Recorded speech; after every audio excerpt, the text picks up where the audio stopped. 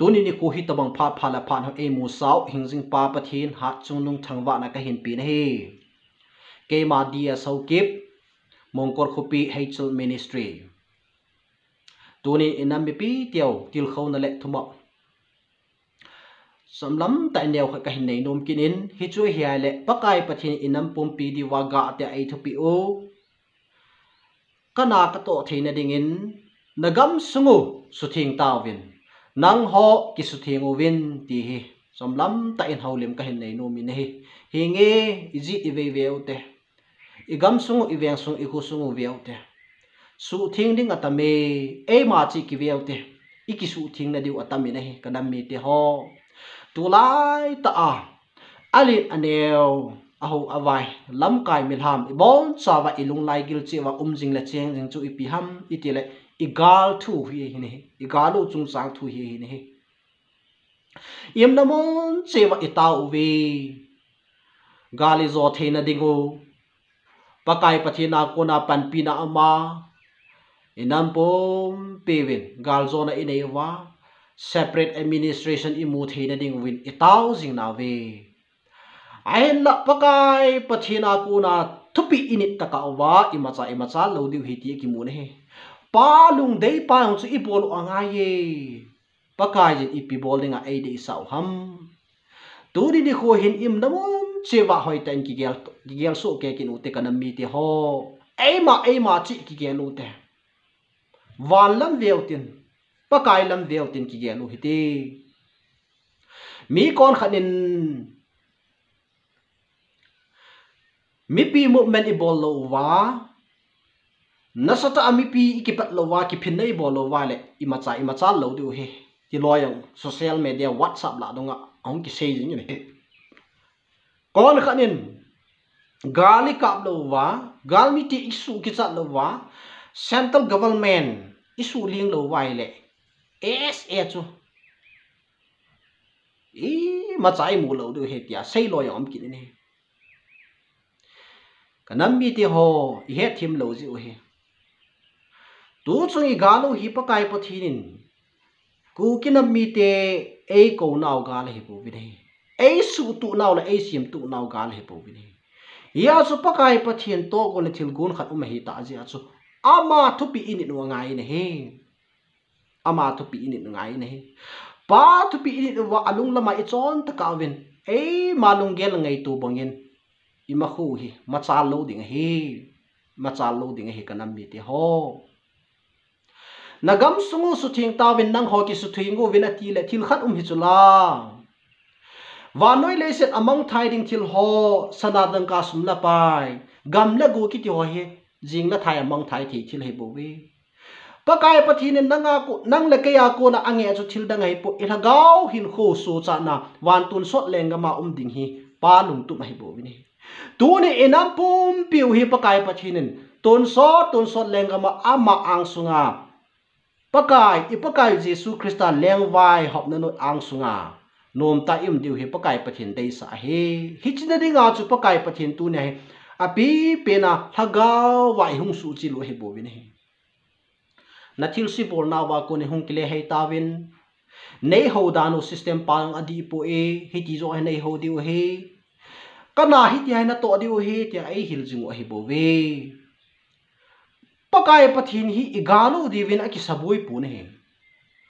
ama ki sabui pi pen chu hagau hin na di pa he bo wi ne hi si hon he thi mu wa pakai lung lama chu i mu wa ama lung dei pa chu he no wa ama lung de chu i chon ting o le sinai ge cha no cha bei sai chu la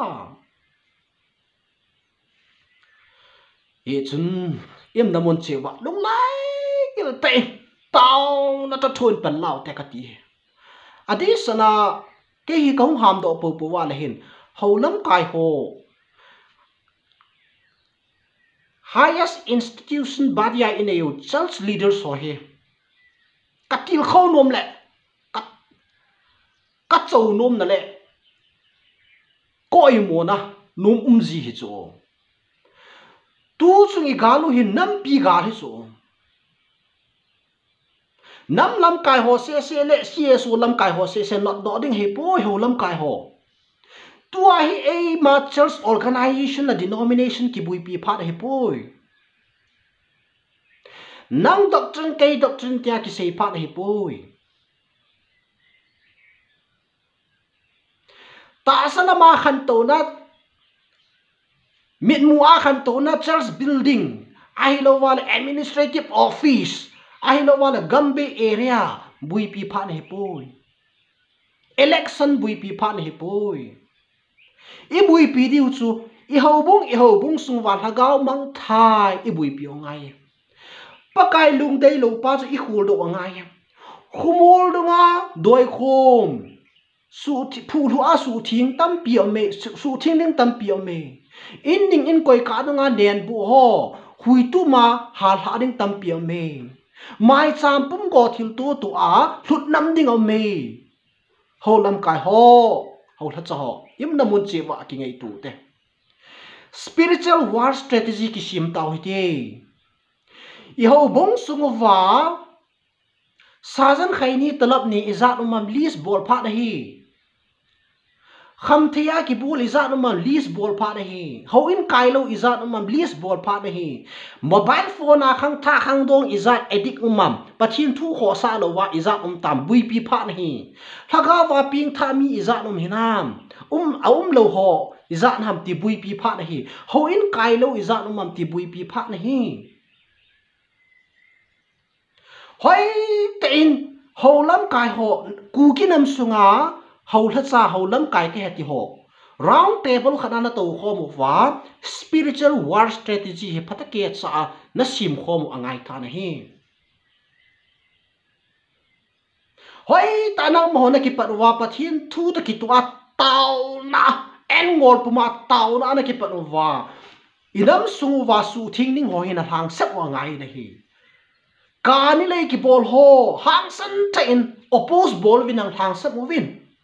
hit sun hang sap ji wa henin nan kabli di hi jong la na op do taw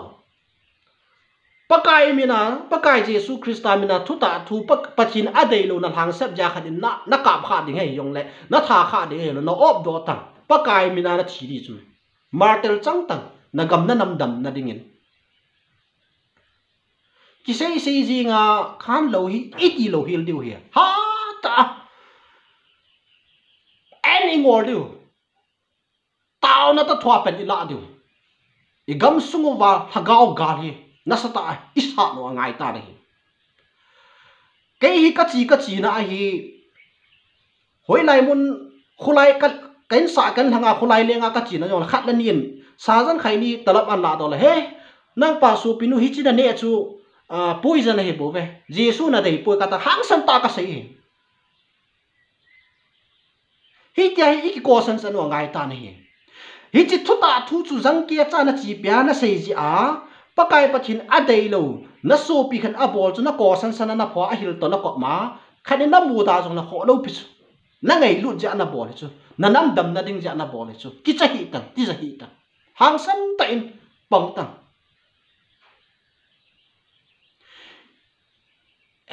ema church organization le denomination ki bui pi phat hi lo hi social media la dung event na hi le tu chan gain holam kai ho jong i chum hi po vi ni ka mu hi ka mit ta ema doctrine ki kap tu na i cho hi ei poi tu ni a hi KBC, KCC, ECA, 7-day Adventist, ema se hipu nam pi he ibui pi di hu nam pi he hi nam pi hi pakai pathin lung de ya iti de ham nam pi chon sit la ipi ham ti chu i khul do deu hi a chon sit na pa chu isu tu de isu chin de nam sunga chu ipi abu umam ipi a thing lo umam hi chu su thing ding la su tu di chu haulam kai ho church leaders ho ai hon mo pu na le tai nei ve ti hi tunin hang san tan ka sei do no min he ji chun yam na mon chewa hoi tan ki ngei tu tin spiritual wall strategy hoi tan sim tau te ti chu holam kai ho hola chu ho katip na nom pi na he ade san nam sung mi pi te ho jang ai ho jang it atam zo hi ina ta ba no ve kachi na a ke hin thil dang ka khul poi khusung veng sunga ka wa ham bazar la dunga kachi ham kachi ka wale na hin mi hin dani hoi tan ka ve na hele pakai pathi na ki pilha hi itam nai po yum nai po ve kati he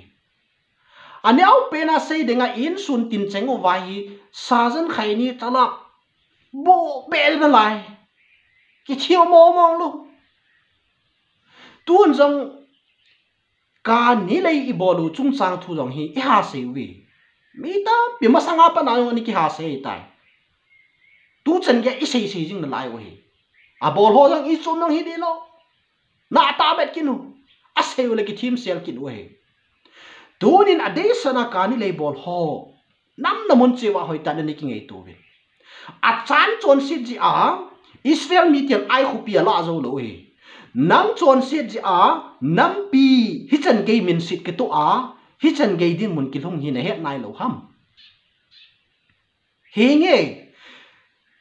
hi chi be ka bol lo vai le ka ji ka chai pya ka wa adam in chen lo chen iti ka ki sim di ham ipina lung kham na him bible in jong Matthew bungu sang som ni lagu ma pa na isu sima som thum leni chan ge isima le lunggim lungdan bol loading chi tum sang thwa pa kai pathinin kichin ta nei hilu bin he zinga i kane diu ham thaya i ka don diu ham ti lung kham hi bin amma sate amma lengam la chon phat na hol ma sa bin bible hi va na la hin lengam thungan chang hi so pa kai pathinin ei copy khu lengam ngan chang hi bu chu dunya hi adei sanin kani lei bol ho im namun chi wa ki ngei tu the im namun chi wa ki ngei tu the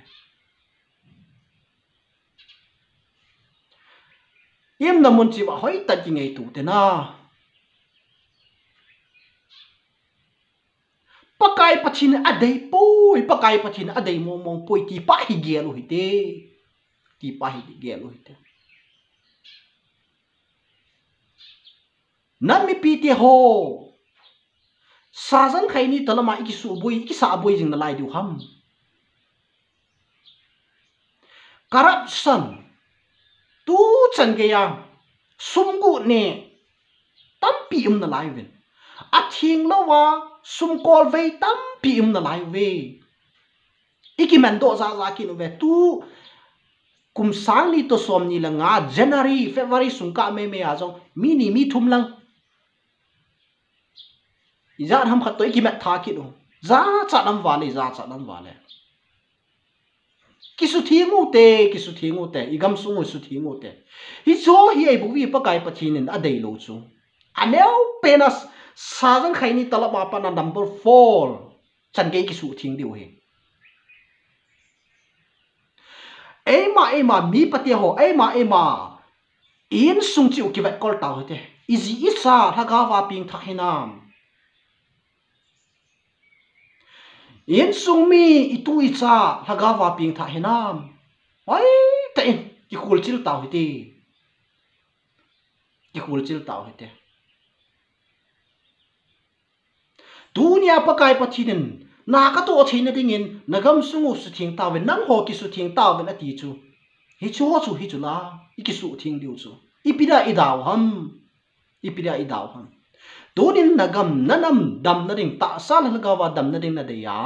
na hagaw hin kho pakai pathin tun so lengawa ding na de le ki su thingin kho poi chan gap chain kho poi na chan ji a na ngor ding na kho poi na thi ding na kho poi na hagaw hin kho su chat ding a su chat de po le tu ni hin thu tampi ka sei nom poin ize chun kanam mi ti ho im namun chiwa tu nia tu lai kabat na la hen khang tha khang dong ki thelo mi nu mi pa ki thelo bible to amit su tu lo tam pi me ade sana holam kai hol ha ho pulpit na salman nge se ya ki lep pha na hi ta pui na ho pum mi hoi tan ve nang thagawa ahung ma tha nang ho la cha na tong na hin thagawa mang thai ai lo wale pathin lung dei lo lama achoni ti chu namu chin ding mo hi chula hi chu namu chin na hang san ten ko nang pho thang hil ta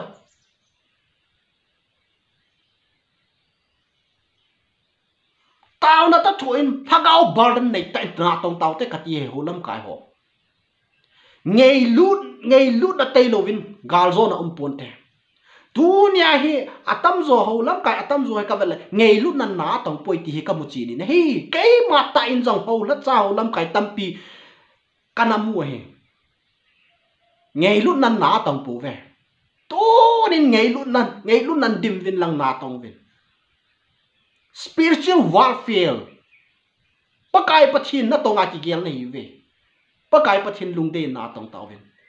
na tong taw te igam sung inam sung hi velte idin mun hi velte huilam zun ning hi vai pi kinem nei nei ham igal mi teu panla dal strategy sim dan ko vetang wo ai ho phat da ding mo zaw lo hi so lang kana central government in zong ho gel lo lambe be anan to wa thuan sei huila aso zo se le thil so zo se ai ho phat na ding na so hi so pakai pathin kidang ta inam piu angai lu na hon ka ai ngai lu he ki ka ki pa mo hi pakai pathin ai ngai lu dan no hi kanam mi ti ho pakai pathin ingai lu mo ve hi chnam mi te wa noi nam hi za la ai ngai lu wa angai lu na o ai ho pi wa ayung hil jing o he hi chi gal jong hi ai su tu naw hi hong pakai pathin pha ka sa mo hi hi chi sang in kho zo le mer si zon ai su tu na lai la ka ti ngam na lai bon he tun jong i khang do the nai po win i he do the nai po win i lim do the nai po win he i bol ngai i bol win i chi pi ngai i chi pi na lai win he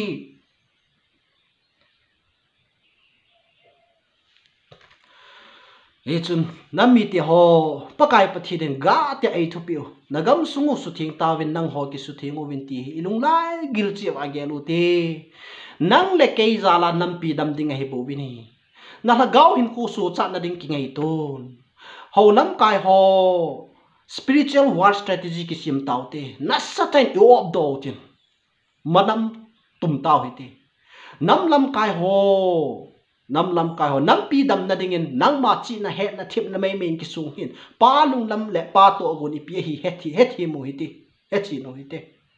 mo eu po te ki mo ho po tin ki mo dam to po tin ki mo se to po tin a phalam pi pa zo hi gel khom taw hi ti sei khom taw hi ti e ma chang tum ding pa ki gel po te i gel du hin nam pi ding pa bo gel taw hi ti ke ma church organization nang ma church organization tipute kei doctrine nang doctrine tipute bible hin na thu